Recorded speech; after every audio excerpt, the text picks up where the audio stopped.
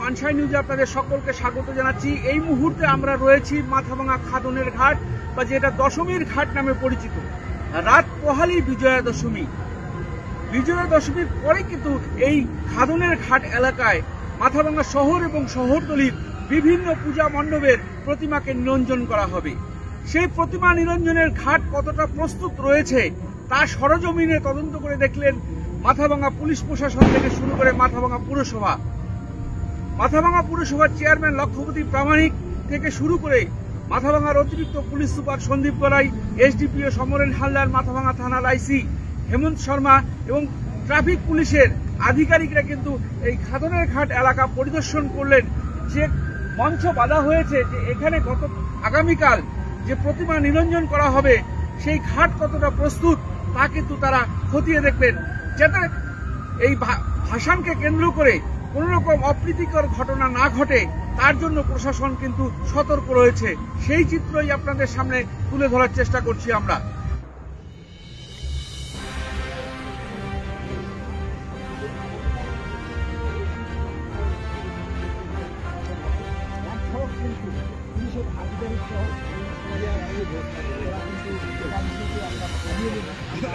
এখানে পেয়েছি অন্যান্যদের সঙ্গে মাথাভাঙার অতিরিক্ত পুলিশ সুপার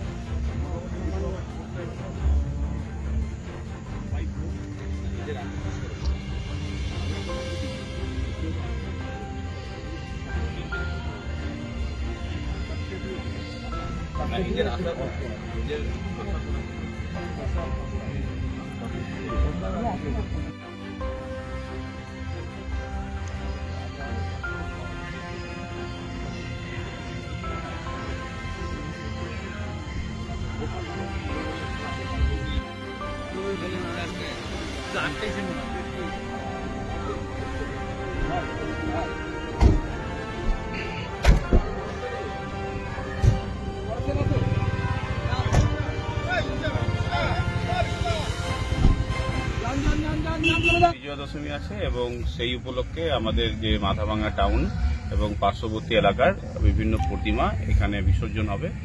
তো সেটা এখানে পৌরসভার তরফ থেকে বিভিন্ন রকমের যে অ্যারেঞ্জমেন্ট করা হয়েছে সেটা আমরা দেখলাম, এবং যে নিরাপত্তার যে বিষয়গুলো সেগুলো ভালো করে খতিয়ে দেখলাম, এবং বাকি আমাদের পুলিশ অ্যারেঞ্জমেন্ট থাকবে এবং সিসিটিভির ব্যবস্থা থাকবে। সমস্ত সিনিয়র পুলিশ অফিসার এখানে থাকবেন। আশা করি কালকের যে বিসর্জন সেটা খুব সুন্দরভাবে এবং আনন্দ সহকারে হবে।